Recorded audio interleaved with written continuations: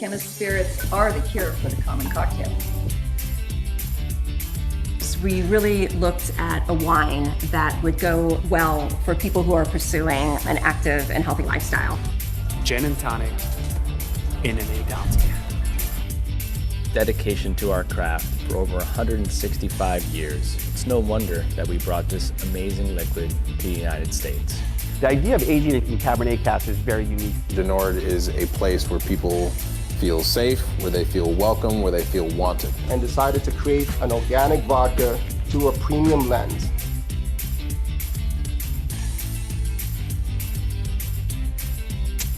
The recipe that is genuinely history in a bottle. We started making spirits to share our appreciation for quality whiskey and the Central Coast.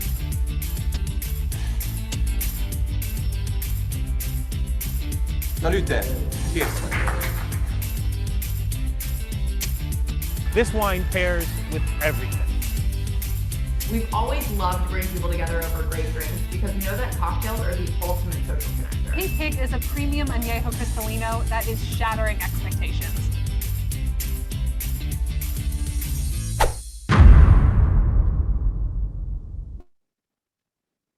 Hello, and welcome to the rum competition in the 2021 WSWA Brand Battle Tournament.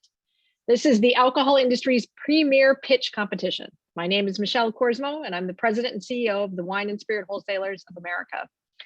Wine and Spirit Wholesalers of America represents all of the distributors that bring these great brands to you, from wonderful suppliers like we will see today into all of the restaurants, clubs, bars, and retail establishments that you go to for your favorite wine or spirit. I'm so excited about this competition and the partnership that it demonstrates between wholesalers and suppliers. Together, they build brands and they create something new and exciting. And today, I'm excited about the next new and exciting rum. So first, I'd like to take a moment to thank our tournament sponsors. 750 Beverage Media Group is the WSWA tournament media partner who has highlighted the tournament throughout their publications and engaging with all of the contenders and winners throughout the summer. 750 Beverage Media has been a longtime supporter of WSWA and their various programs, and we're so thankful for the continued support between 750 Beverage Media and WSWA. Other tournament sponsors include Beverage Brand Ambassador Academy, The Cocktail Guru, London Essence, Gap Promotions, Low and No Beverage Summit, and the Wine Industry Network. Thank you to everyone for helping make this tournament possible. Today, you will be hearing from 5 different rum companies who will spend a few minutes each presenting information about their products. After each presentation, the judges will have a few minutes to ask questions and provide feedback. I encourage all of you watching to add your own questions and thoughts in the chat box at the bottom of the screen. We will try to answer all questions that come through during the tournament. At the end of today's competition, we will announce our category winner from our judges' votes and also the People's Choice winner for this category. The People's Choice winner is selected by all of you, our virtual audience, and we have you tuning in today and the chance to vote at the end of today's show. The Judges' Choice winner will move on to the championship round of Brand Battle in September. Now, I would like to take time to introduce our esteemed panel of judges. Together, this group of wholesalers represents businesses varying in size across the country and bringing over 100 years of combined experience and expertise in the wine and spirits industry. These industry leaders are always looking for the next up-and-coming brand. Let me introduce our judges. First, we have Sky Cosmopoulos. Sky is the Director of Beverage Marketing for Republic National Distributing Company, managing the beverage market division for all channels, customers, and consumer markets across the United States. Sly provides strategic leadership that encompasses mixology, supplier business development, brand activation, national accounts, drink strategy, new brand onboarding, and program development. Welcome, Sly. Next up, we have John Oliver. John is the National Trade Marketing Director for Breakthrough Beverage Group's Trident portfolio, which focuses exclusively on a suite of craft and emerging spirits brands. In this role, John works with a variety of craft and emerging suppliers to build selling tools and creative programming aimed at driving brand awareness and consumer pull at the point of purchase. Great to have you here, John. Troy Clark is our next judge. Troy is the founder and co-owner of 1224 Cocktails and the director of mixology and spirits education for Martinetti Companies. He's also served as president of the United States Bartenders Guild Boston chapter. Troy brings over 25 years of experience in the restaurant and hospitality industry, ranging from time behind the bar to years of executive food and beverage management, and countless hours of continued education on the field.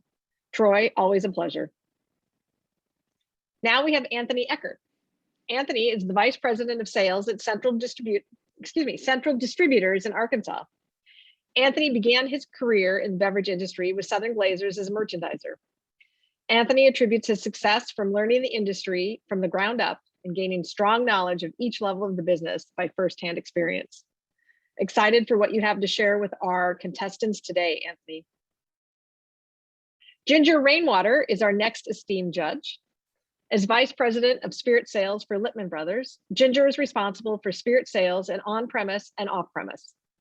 Ginger brings more than 15 years of beverage industry experience, including vice president of sales for Diageo, leading a cross-functional team covering 5 states and more than 20 distributors. Her prior management experience included positions at Kraft Foods and Coca-Cola.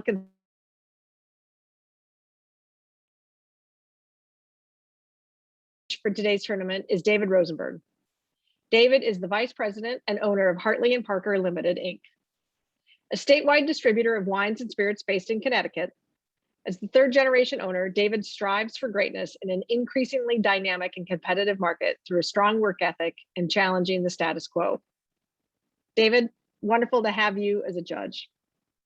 Thank you all for participating as judges for today's competition. I look forward to hearing from all of you on your feedback for our contenders and their products. Now, I would like to introduce today's host for the remainder of the program, Elaine Duff. Elaine is an accomplished 20-year spirits industry veteran, a graduate of the WSET Level 3 and BAR 5-day program. She is the founder of the Beverage BA, the first online training academy for brand ambassadors, and the CCO of Duff on the Rocks. Welcome, Elaine. So glad to have you take over. Thank you so much, Michelle. As a spirits judge and a mixologist and a spirits educator, it is such a thrill to be part of this event. A few weeks ago, I got to host the tequila tournament where 6 very unique tequila and mezcal brands presented their products. And I'm really excited to be here today hosting again and seeing what new rums are coming into the marketplace. So without further ado, let's meet our contenders.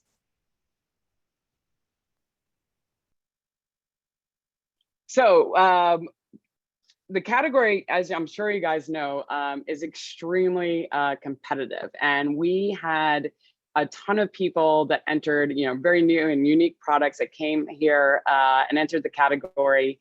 And so we're really excited today to meet with the 5, to hear from the 5 very impressive finalists for this category for today.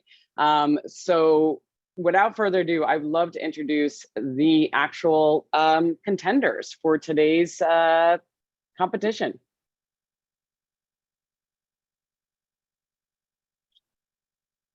All right, so the contenders that we're going to hear from today are the Equiano Rum Company, where we have Aisha Dadrell and Ian Burrell. From Tanduay Rum, we have Matt Robertson and Joseph Chung. From Campesino Rum, we have Hayton Smith. Next, we're going to have Magda Lopez and Ian Valdez from Ron Botran. And finally, from Dead Man's Finger Rum, we're going to have Devin Thompson.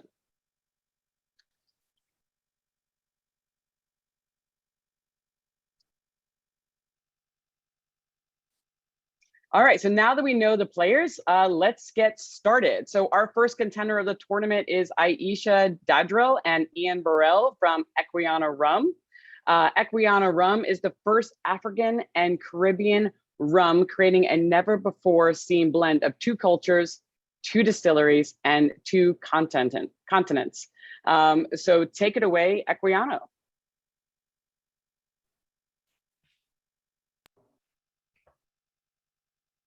Hello, hello, hello, hello, hello. We can hear you. Good. Oh, you can hear me? Oh, excellent. Hi guys, how are you guys doing? My name's Ian Burrell, and I'm actually here with my business partner, one of my business partners and co-founders, Aisha Dradral. Nearly got your name wrong, Aisha. And we're here to introduce Equiano Rum. Equiano Rum is the world's first African and Caribbean rum. Now, when we say African and Caribbean rum, we are talking about a rum that is made from the African and the Caribbean region, but blended together. As a global ambassador for the category, I've been a global ambassador for the category of rum for over 25 years. Pretty much just means I get to travel around the world and work with various different brands around the world. I've seen blends from various different distilleries. I've seen blends from similar regions, but not from 2 different continents.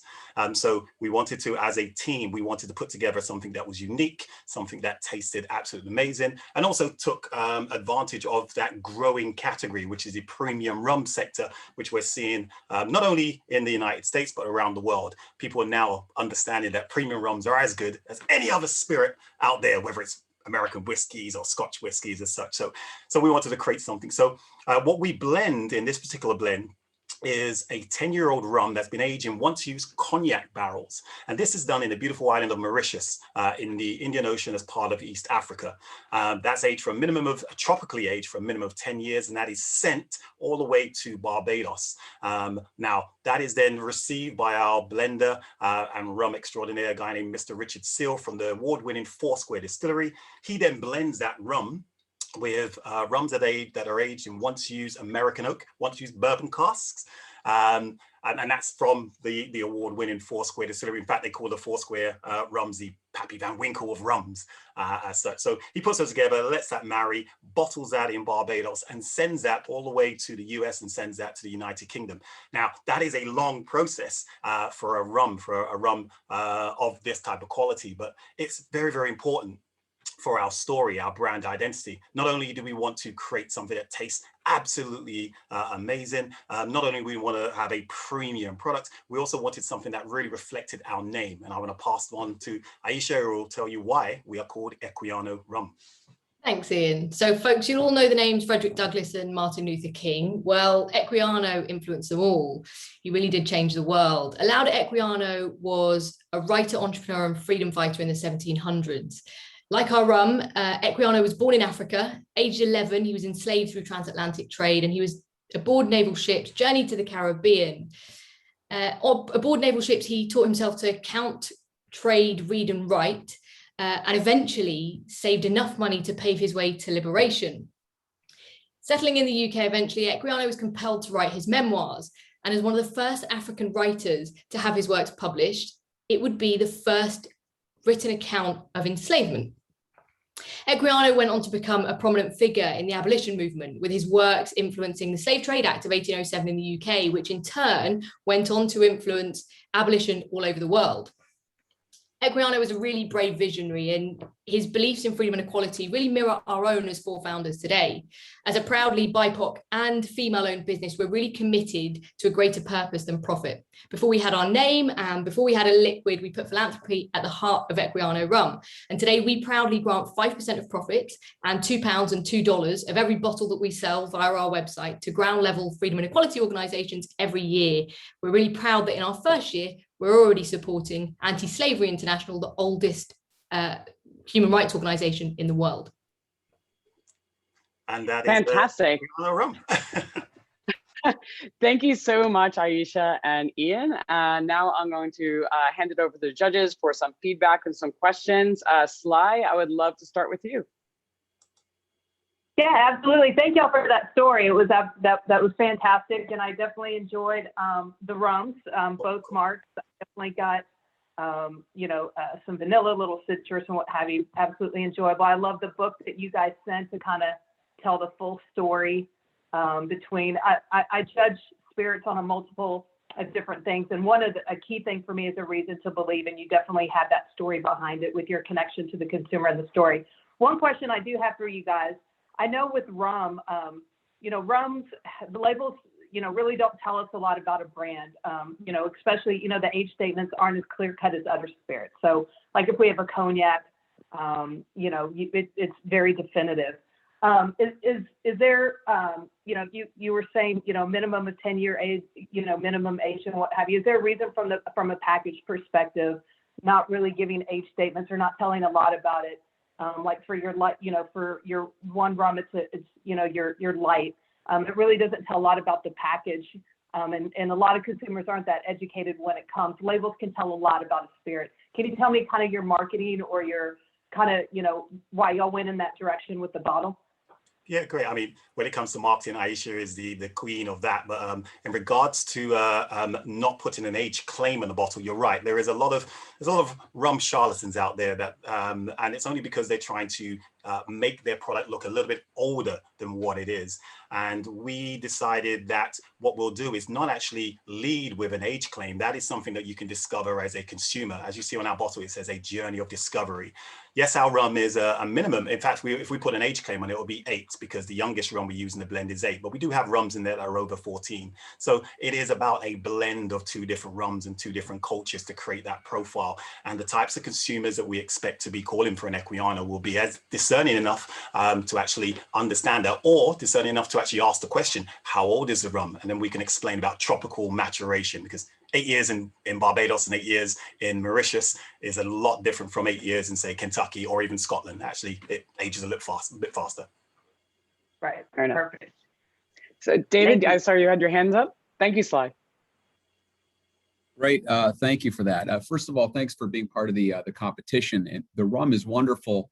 It's viscous. It's full bodied. The limited batch in particular, the dark rum, has a nice spices, floral, fruit. You could really find a lot of characteristic in it. But at the risk of sounding somewhat unoriginal, I'm going to echo what Sly says and also add that the bottle is a really good chance for you to tell your story or get a new customer before they've paid for it, before they've tasted it. All they need to do is see the bottle. And there's not a ton about what it is on the bottle that says this is from this area, both Africa and the Caribbean, or it's made in these cognac barrels, or just something, an icon or a mascot or anything. And it doesn't have to be hokey or cartoony, something that means something that will help sell the brand. The bottle's a great opportunity. It looks very classy, very simple. It's well represented, but I think you're missing the boat on a merchandising and marketing opportunity just with all that glass real estate. And even as I was about to say, I want to talk about the dark rum, and this is my first time seeing the brand. I looked over to see what I'm going to call it, and it looks just like the white. So I have to look around and say, what do they call this? And I saw it was on the strip on the top of the bottle. So even there, I'm struggling to try and find what it is that I'm looking at in a meaningful way. So I would say, please use all that real estate to your advantage when going out there and acquiring new customers. But it was a phenomenal rum. Thank you very much. Thanks, Dave. Great points. Great. Come back on that.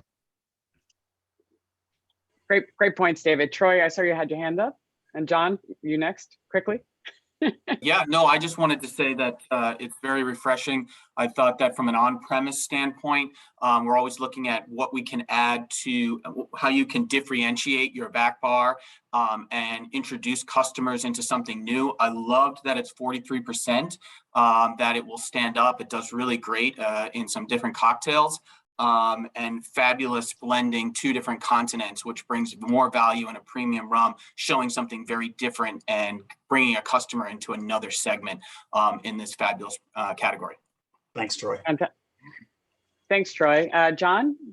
Yep. Ian, Aisha, you have a great story behind the brand. How do you plan to activate and build upon that story when you start growing this brand and introducing it to markets? How do you really plan to take that, to life?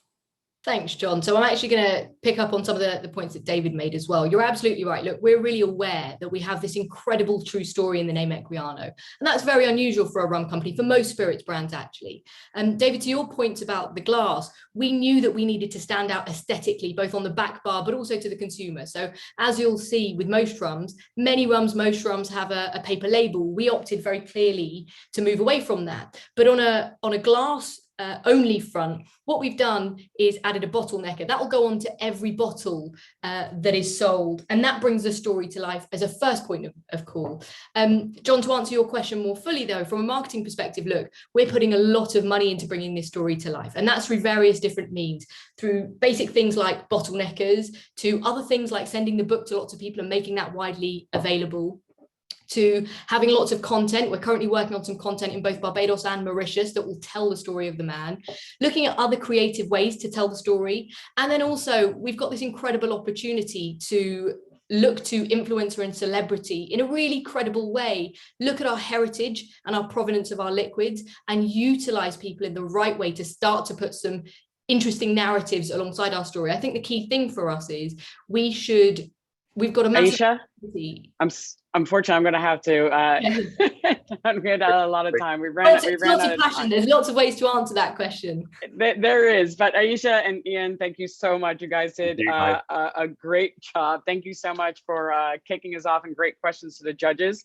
So now we're going to be on to presenting our second competitor. So our second competitors, we have Matt Robertson and Joseph Chung from Tanduay. So Tanduay's storied heritage began in 1854 as part of the fabled house of Icusti y Familia Campana in the Philippines.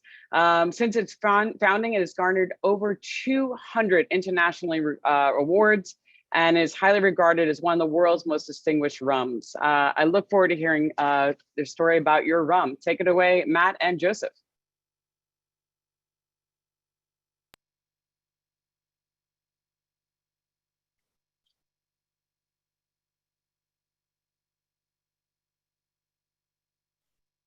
Matt, just let us know that you're able to turn on your camera and unmute yourself, please.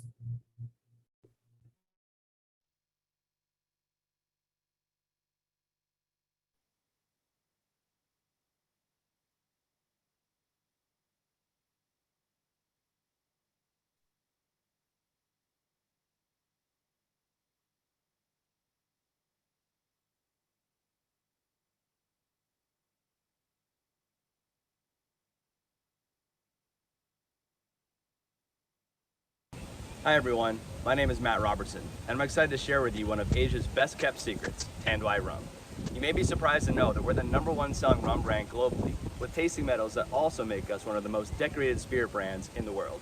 In fact, we were just named 2021 Rum Brand Champion from the spirits business, the only million-case brand to report double-digit growth, and our 16% increase in 2020 led to a record 23.9 million cases sold. Despite this, some of you are just hearing about us, and that's why we're here, to grow our brand in the US market, a new challenge where we've started from scratch just a couple years ago. Our strategy for success begins with the juice itself.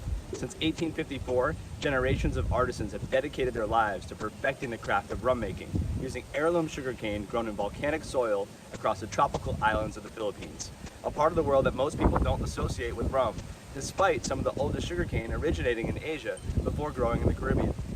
These sweet varietals turn to molasses and then rum, which is aged in charred bourbon oak barrels for exceptionally complex expressions. Here we have our Tanduay Silver and our Tanduay Gold. These are 5- and 7-year aged respectively, with a competitive MSRP below $20 on a 750 ml bottle. Our flagship SKU is our Double Rum. It's a unique blend of 16-year and 5-year aged rums, then re-aged for 2 more years, creating a unique sipping rum as smooth as any on the market, priced just under $50. Our market research suggests that the rum category is poised for significant growth in the premium space, and our products align with this shift. Our pricing strategy is to be affordable enough to accelerate new pods across the US and to then utilize that foundation of accounts to grow volume and market share long term. So far, we've expanded to 15 of the top rum states, with plans to double that in the next 2 years. Our in-house sales team works with our distributors to hand sell the brand, conducting tastings and merchandising, different accounts and using e-commerce to help us with building up new markets before we put boots on the ground. In influential markets like NYC, we're more focused on on-premise, with the belief that that's where brands are built. With key cocktail placements and unique programming at strategic accounts, we're able to influence not only the off-premise in the area, but also other markets. We know long-term our success is predicated on adoption from our target market, which is made up primarily of multicultural millennials aged 25 to 40 years old, with growing discretionary income, discerning taste, and an appreciation for culture and how things are made. They're willing to pay more for something that is of higher quality, and it's the brand story that really resonates with them personally that adds to their decision-making process. To reach them, we focus on digital and experiential. It's cost-effective and impactful. Whether we're seeding product with rising stars or throwing exclusive events, our team is capturing content and repurposing that across digital platforms. We forge partnerships with the several NBA teams and use that not for short-term depletions, but to help us connect the team's passionate fan bases. And through that association, build long-term brand affinity. We double down on this with collectible NBA team packaging, signage, and sweepstakes across all of our markets. At the heart of our strategy is the knowledge that though our product has been recognized as one of the best rums in the world, that's not good enough. We have to connect with our customers, be culturally relevant. And to achieve our goal, we need to do this across all areas of lifestyle in deep and meaningful ways, from culinary and mixology to fashion, music, sports, and so much more.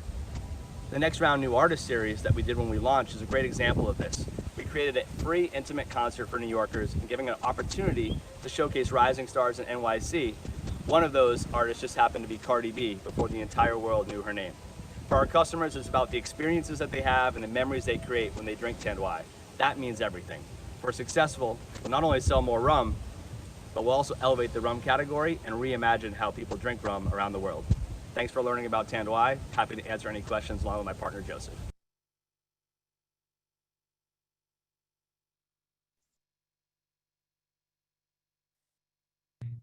Elaine, you're on mute.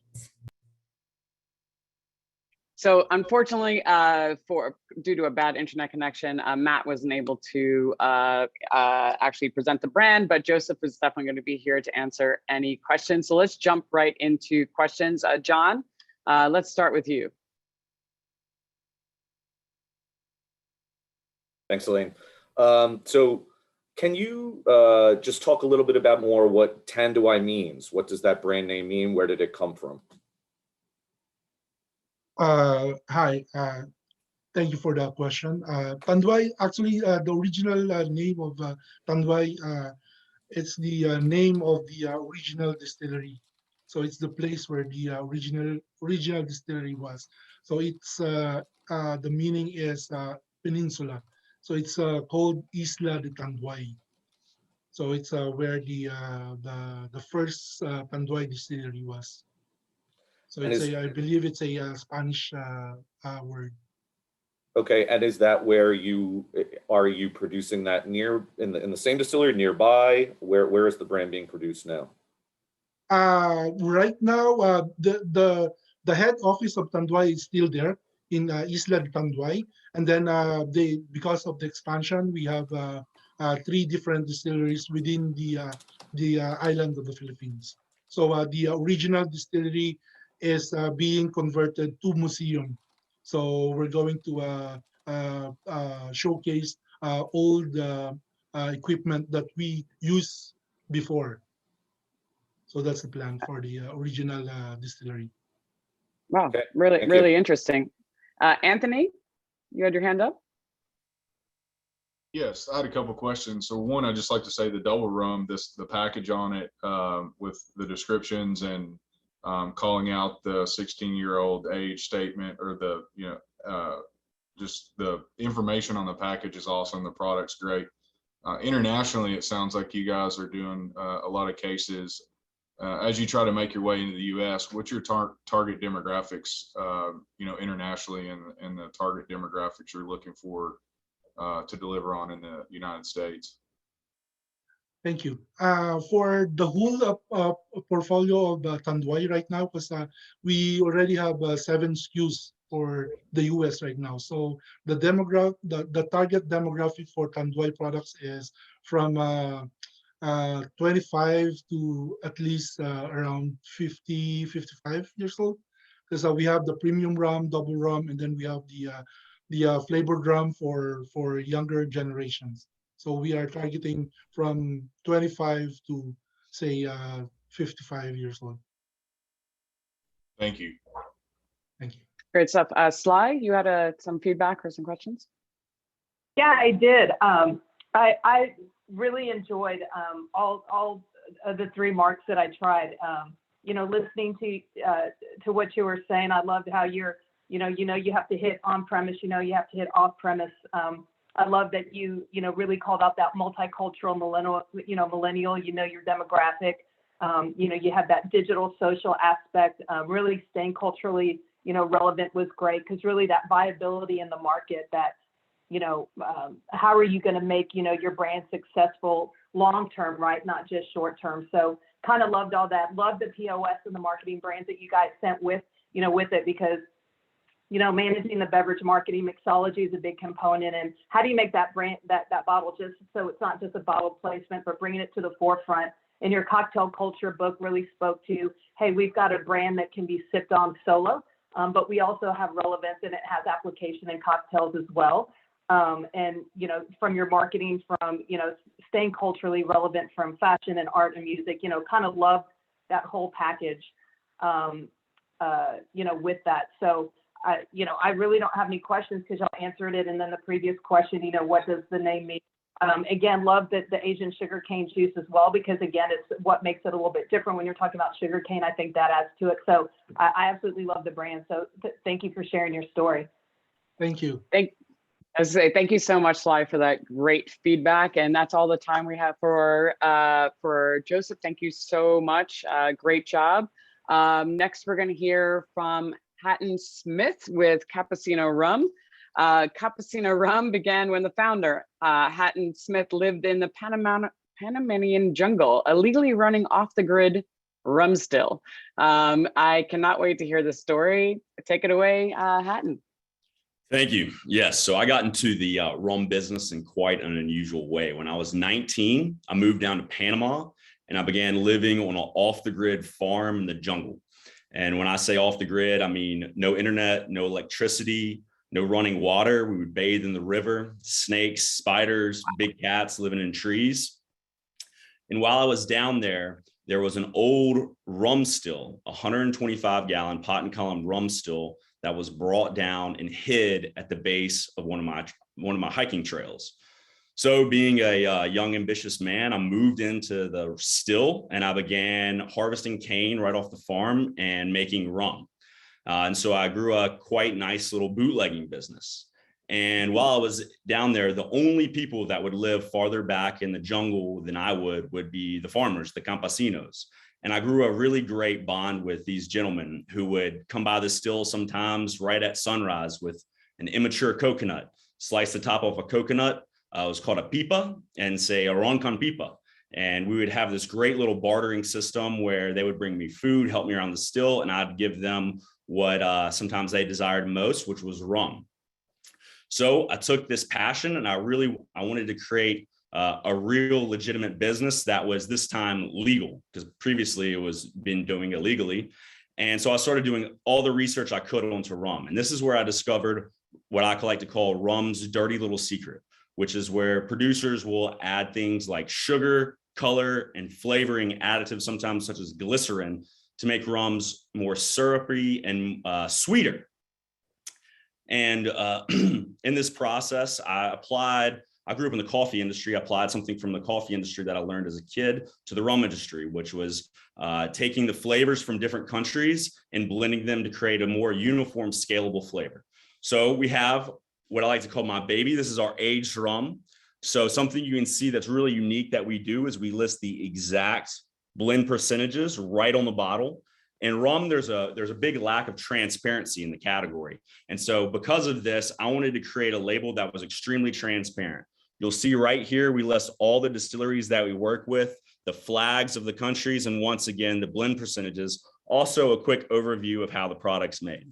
This rum is aged in ex-bourbon barrels for 6 to 8 years, and it's targeted towards the bourbon consumer in the United States. Often what I hear when I spend countless hours in liquor stores doing in-store tastings is people think rum is too sweet and it's something that they drank in college and gave them an awful hangover and they won't go back. When they drink this rum, they realize that rum is a quality spirit that can be produced in a quality way. Next, we have our silver rum, which is geared mostly towards the on-premise sector and cocktailing. It's been barrel aged for a minimum of 2 years, or really a 2 to 5 year blend that's then charcoal filtered. So it's exceptionally light, delicate, and very clean. Overall, with this company, what I would like to do is get people to reimagine the way they think about rum in the United States. I'm going after people that are in the vodka category, the tequila category with our silver rum, and then the American bourbon consumer who's becoming very well educated, but now they're just seen as more rum curious. So we are here to get people to rethink the way they consume rum as a very quality aged spirit. And we're doing this with a very fun brand. I'm 27 years old in the marketplace, and we're building a culture starting regionally with hopes to go nationally and hopefully worldwide. Great job, Hatton. All right, so now let's bring it back to our judges for some Q&A. Troy, let's start with you. Well, first off, I want to say that it's refreshing to see transparency, especially in the rum categories. So thank you so much for all of that. Really outstanding job from the packaging standpoint, all the point of sale that you sent over. I think you really nailed telling your full story, and then also continuing, whether it's on the shelf, whether it's a bartender picking it up, whatever it is, they continue to tell that story without having to have tons of material. My one question to you is, why 40 proof? Why not, after understanding, I get maybe the white, maybe going after that vodka drinker and understand the tequila, but the age, if you're going after the bourbon sipper, after you put something like this on a big cube at 40%, kind of loses some of that weight and beautifulness that it has. Neat. I'm just curious on the proof on both of those products. The proof on the age, particularly the 40% on the silver, I think, it does fine standing up in cocktails, particularly daiquiris, things classic like that. For the age, I really just wanted these products to be approachable. I feel like the rum category, it's just from my experience in the field, there doesn't have a lot of traction. People are very loyal to the classics like Ron Rico, Captain Morgan, Bacardi. And so I wanted it to be something that was approachable, that even someone who doesn't drink barrel-aged spirits, who doesn't drink the bourbons or the whiskeys, to come in and not just blow their socks off by having something that's completely hot. Because remember, this product has no additives, so it won't have that syrupy, that sweetness. It'll be raw. It'll be, I like to joke around, that's how I got the hair on my chest, is from drinking it straight like that. So I didn't want to, for a new consumer, because some of our demographic, these are first time rum drinkers, I didn't want to just blow their socks off with something too hot. Great question, Troy. Ginger, I saw you had your hand raised. Yeah, thanks. Troy, thank you very much. I actually really loved the magazine. I loved reading the bottle and all the different pieces that you sent over. You spent a tremendous amount of time and thought really in the packaging, right? So putting all the story, the education, the picture of the column still, all of that on the packaging. I'm curious how you determined the enclosure, number one, and then also going with more of a paper craft label and thinking about how that's going to stand up in the on-premise. Well, for the top, check this out. What other spirits brand can you open one-handed? No, but the real reasons why I wanted to put this top on here was because I was living on a sustainable farm. And in that farm, the bottles that I would use, I would recycle from the trash. So I wanted to create a bottle that never ceased to be a bottle. A bottle without a top becomes a vase. It becomes very useless. And so I wanted to be something that people could not recycle, but reuse. So one of the greatest points of pride that I have with this company is going to the off-premise accounts that support us and do volume with us, and seeing these bottles become water bottles, become syrup bottles, become some type of reuse. And it's great to see it out there marketplace, because that's what's happening. As far as the paper goes, I wanted something for a label to be more like raw, more natural. And also I wanted to include a lot of information. This whole label is basically a text sheet. So anyone, bartender, consumer, novice, could grab it and learn not only something about rum, but also the product. Great, absolutely fascinating. John, we have 45 seconds. You have a quick question or feedback?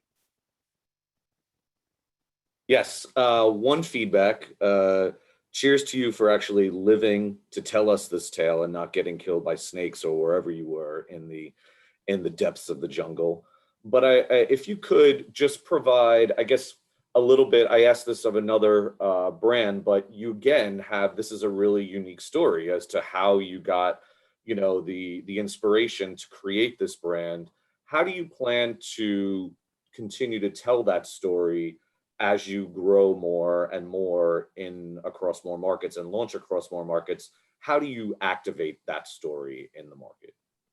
I think we do it from two ways. The first way is classic hand-to-hand combat, word of mouth. That's rum dinners we do consistently, tastings, trainings, things like that. But also we are about to start filming some very in-depth origin stories. And so go more to the film. So kind of my dream for this is to create more of a documentary film, go back to the still, show really the origin story and educate people about how rum is made, and then take that and market that film along with the product simultaneously at each major market that we enter.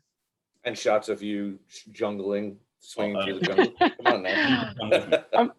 Hatton, that was fascinating. And unfortunately, we have to go to the next rum. So for all of you watching, we are now halfway through our brands who are presenting today.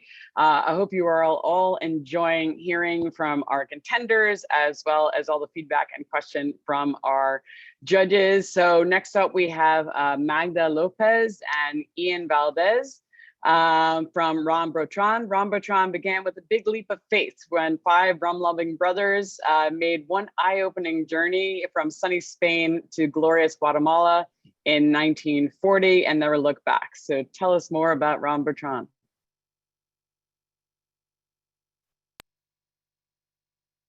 Hello, guys. Very nice to meet you all. Yeah, can you guys see me? Because I don't see myself. There we go. Now split screen. Lovely. So very nice to meet you all. As you mentioned, Botran began with a big leap of life. 5 rum-loving brothers. Botran is the last name of the brothers. From sunny Spain, that's where they came, Burgos, Spain, to glorious Guatemala. And that journey has not been looking back since 1940. Our product is made from crop to drop in Guatemala. We grow our own canes, distill our virgin honey, dynamically age the rums and bottle in Guatemala. Every single thing happens in Guatemala. Our vision is to fill every glass with the bright and vibrant spirit of the Guatemalan rum. Now, we want to showcase 3 key differentiators, what makes us stand out, or what is different about our product. First thing is our appellation of origin. Our appellation of origin is a seal that is in the back of the bottle. And what does it mean? That Botran is made from crop to drop in Guatemala. Our land makes it, our climate shapes it, our methods transform it, and our rum is one of a Guatemalan kind. And it is why we were awarded this appellation of origin, which is Ron de Guatemala. Just like you know tequila or champagne in other countries, our stamp is Ron de Guatemala, which is protected by the Guatemalan government. And we are proud to make our rums entirely in Guatemala.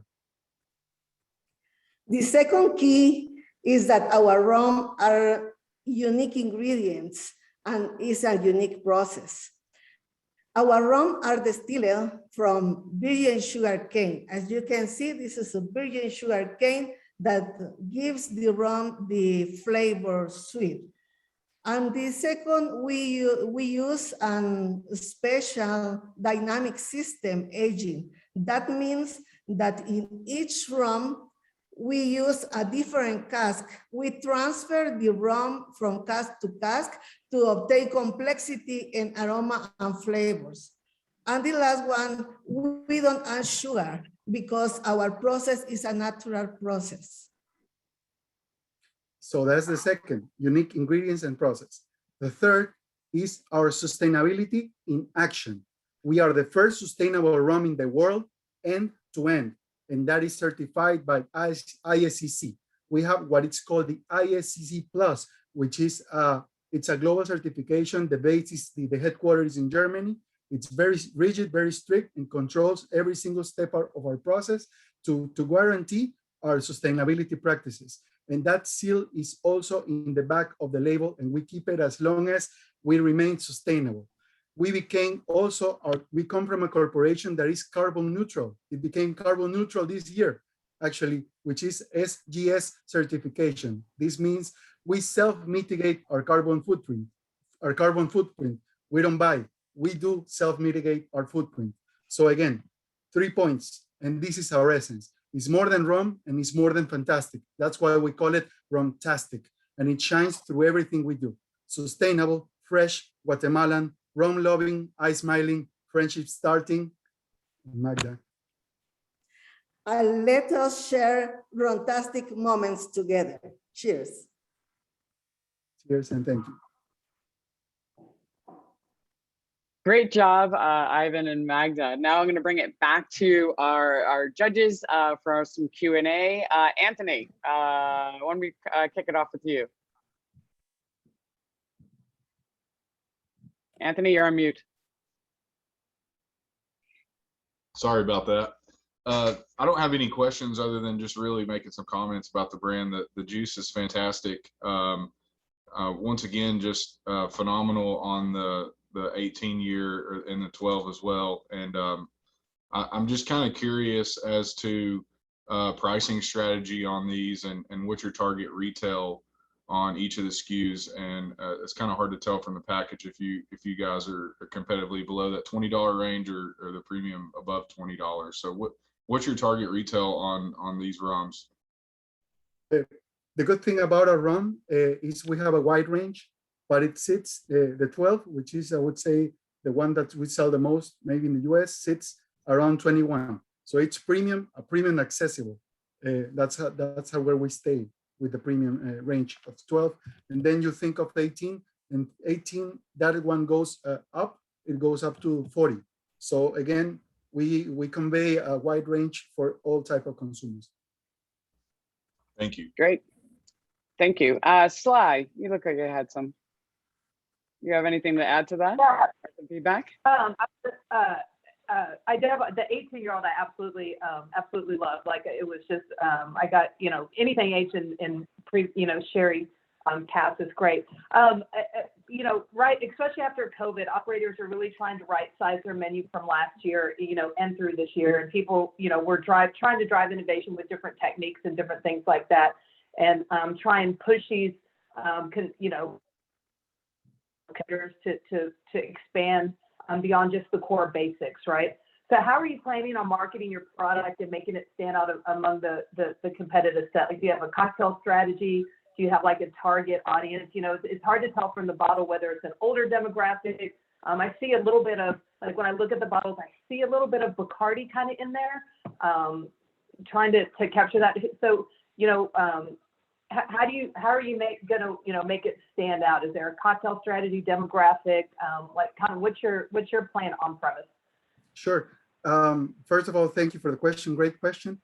Our demographics goes communication wise, 25 to 35 communication wise.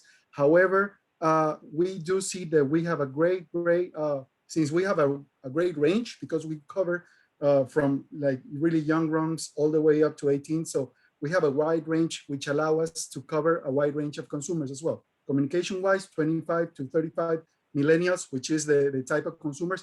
We're looking a lot about conscious buyers, those who really want to understand the product, and not only that, have purpose, because we believe we're a brand with purpose as well. So in terms of strategy, our main strategy, it's what it's called liquid on lips.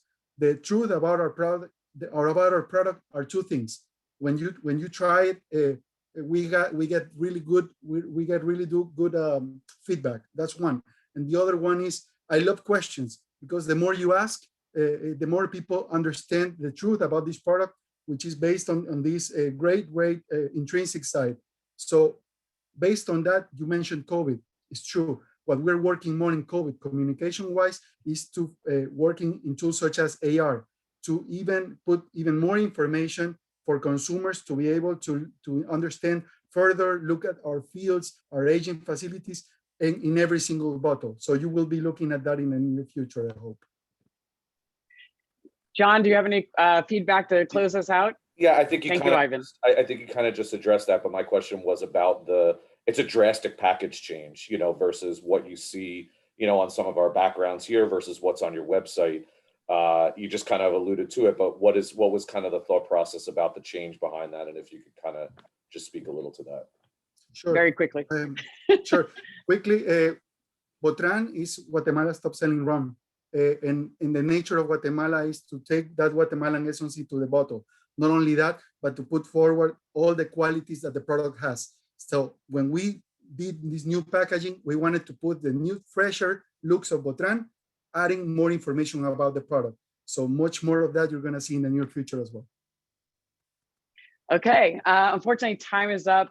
Great job, Magda and Ivan. And now we're on to our fifth and final contender. We have Devin Thompson from the Dead Man's Fingers Rum. Dead Man's Fingers Rum took spiced rum and looked at what everybody else was doing and decided to do the complete opposite. So take it away, Devin. Amazing, Elaine. Thank you very much. Yeah, let's wait for that. Can you guys hear me? Mm-hmm. All good, all good.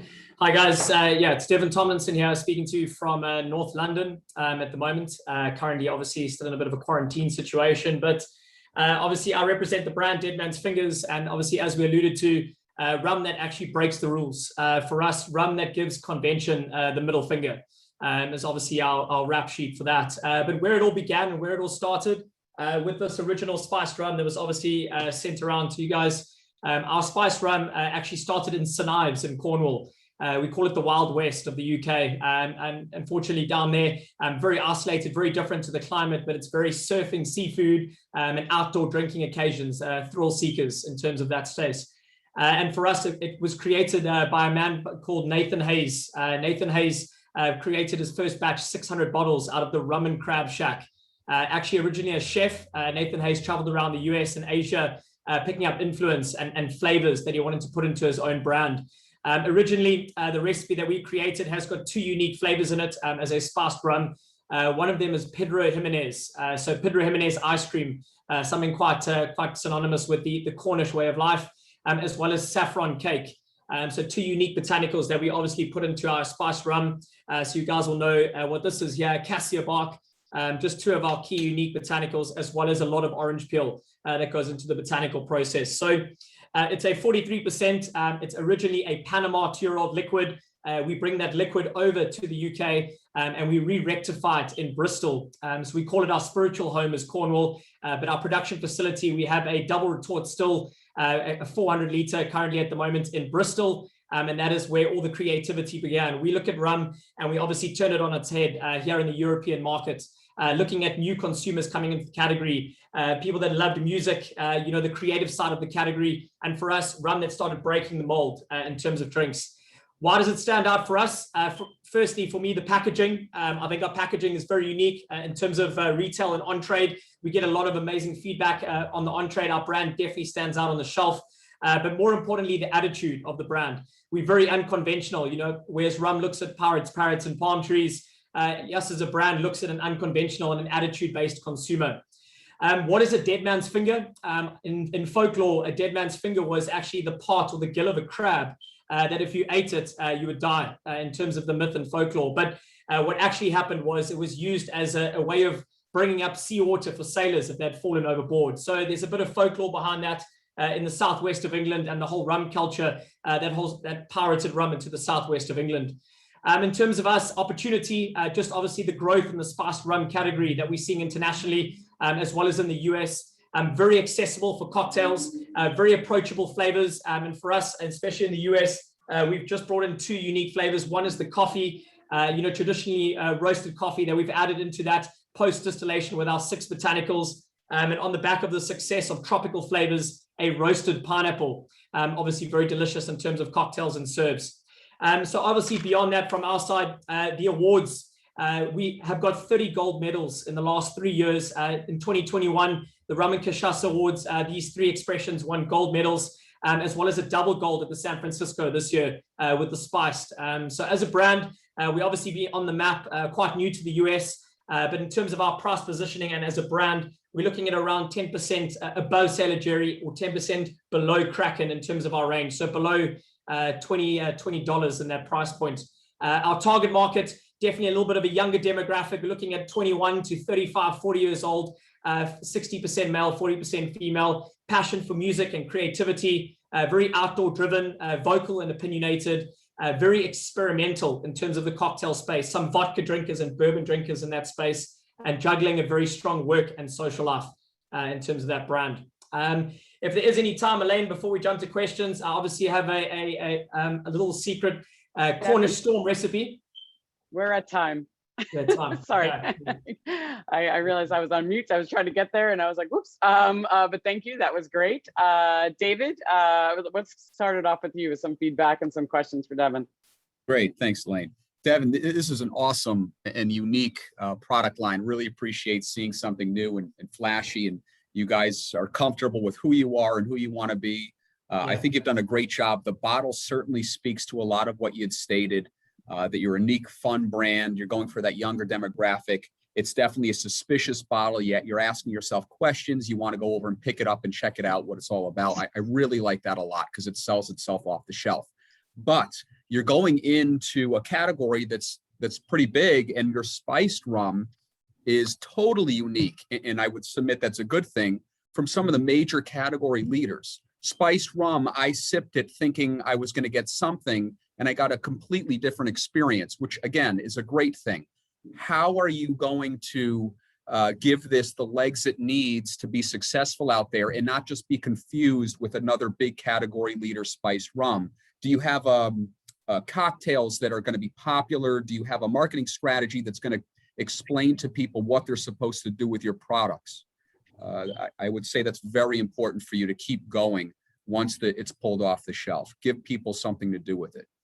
Agreed, Dave. So, Dave, I work in for Hailwood, and obviously we've got a couple other brands in the portfolio. We're coming to the US and obviously seeing the consumer out there, aligning our liquid, I think, to cultures in the US that recept to our demographic.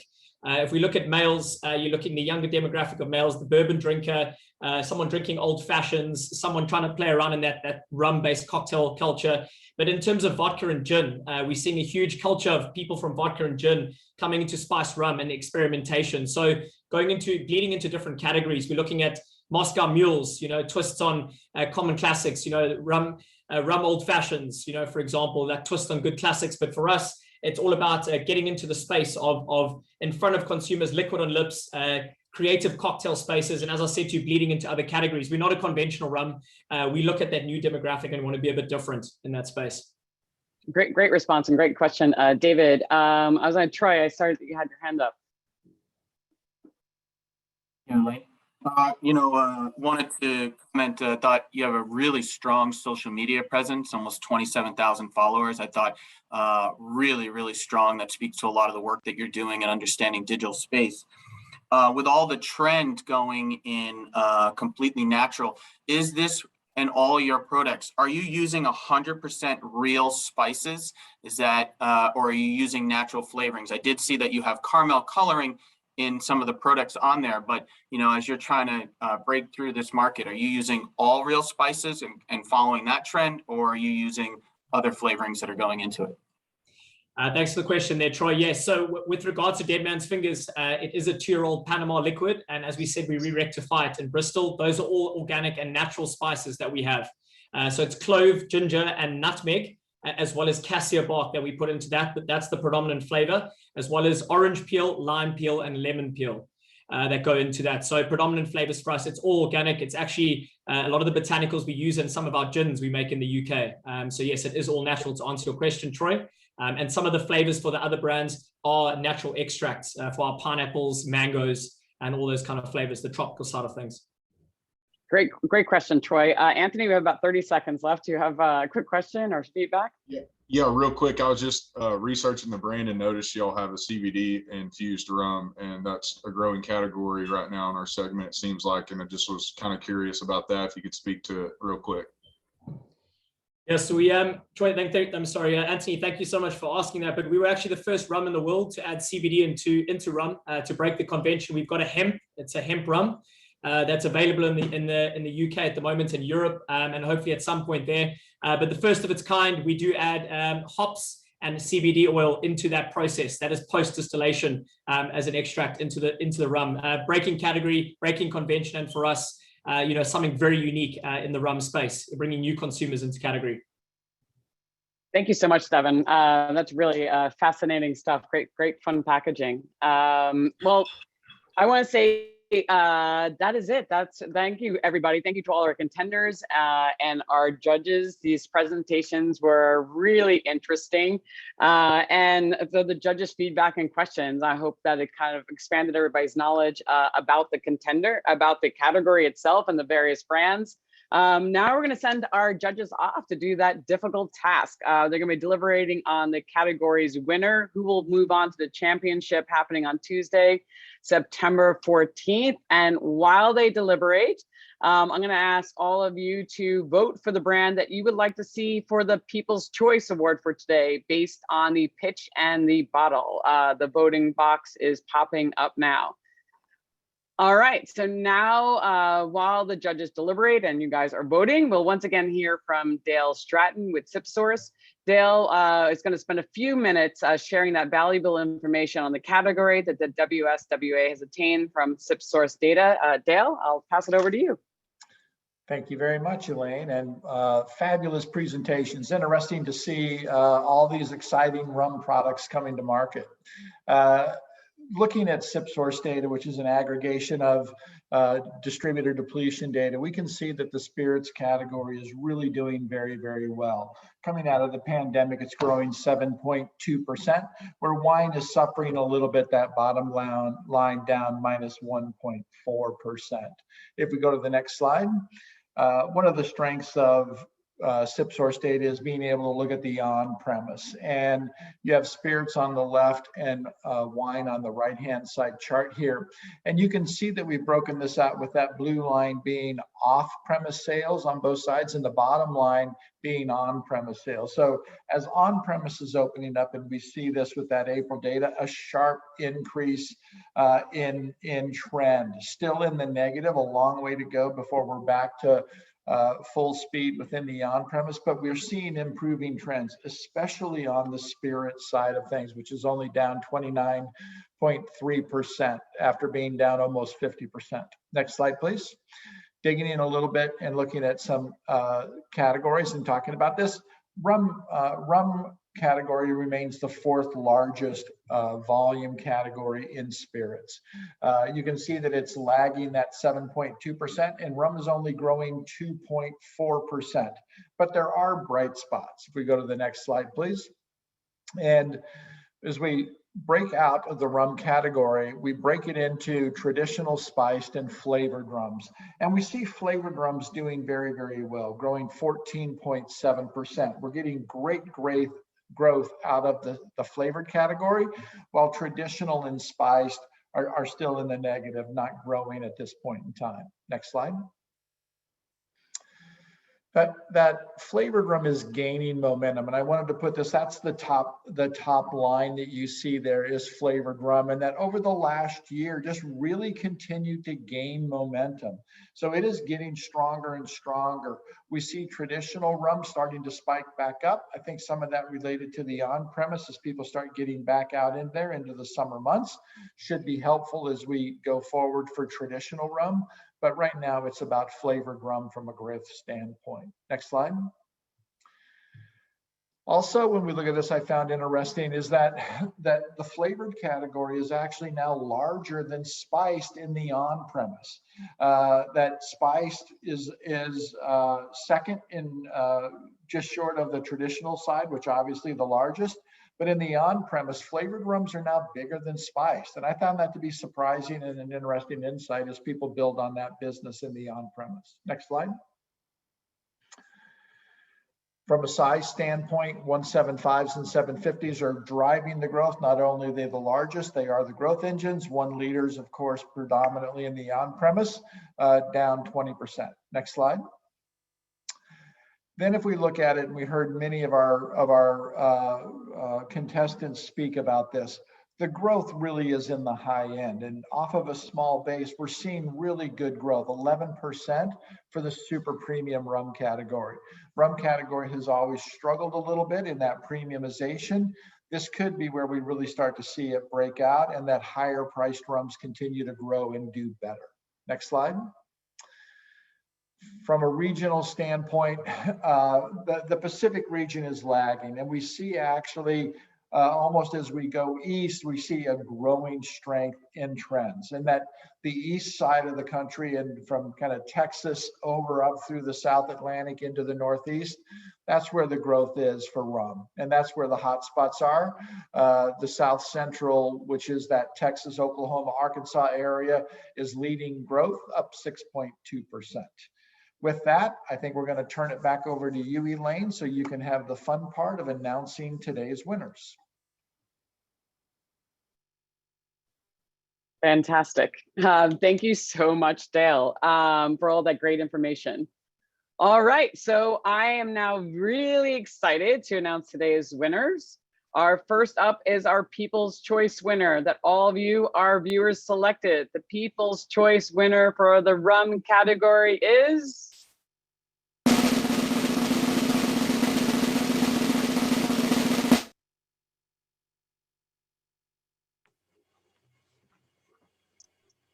Ron Botran. Congratulations, Ivan and Magda. There you are.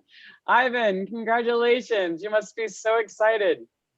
You had some really tough competitors out there. So this is a huge win. The people chose you over on your presentation and your bottle alone. Magda, congratulations. Thank you. This is such a huge win. Thank you guys for the opportunity, and thank you guys for voting. And thank you all guys, because we grow the category together. So thank you to everyone. Absolutely, absolutely. Well, congratulations again. This is fantastic news and really well deserved. Thank you. Thank you. And let's try our rum, please. It's a best rum. I look forward to it. I can't wait.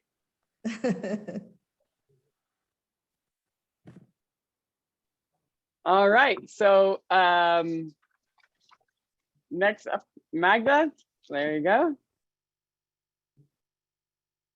And now we're going to talk about, next up, we're going to talk about who is the judge's choice. And now on the judge's choice for the best in category winner, we're going to proceed to the brand battle tournament September 14th.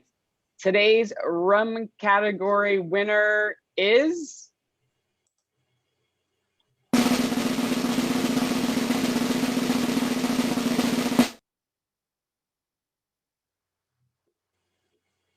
Campesino Rum is the judge's choice. Congratulations, Hatton. Thank you very much. I really appreciate it. Yeah, you gave such a great presentation, really compelling story. You must be very excited. Very, very excited. And I'd like to also thank everyone who competed in this competition. I think everyone's doing something that's really great for the rum category overall. And I look forward to representing the category in September.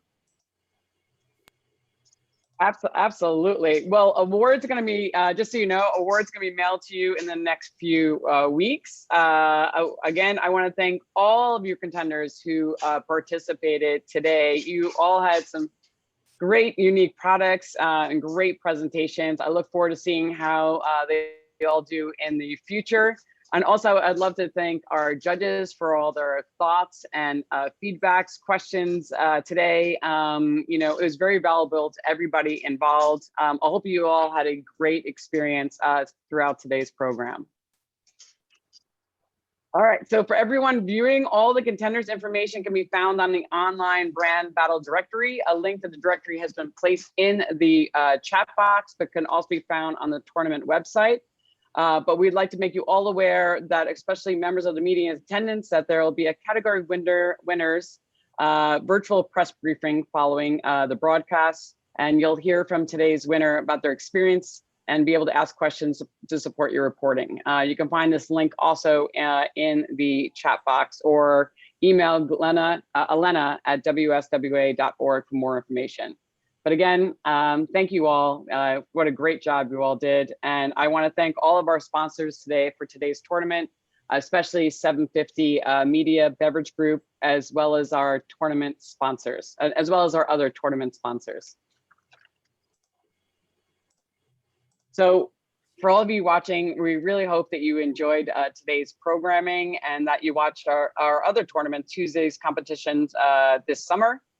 In 2 weeks, we will hear from 6 contenders from another popular category, wine. So register at the link in the chat box or online today to save your seat. And until then, have a great week.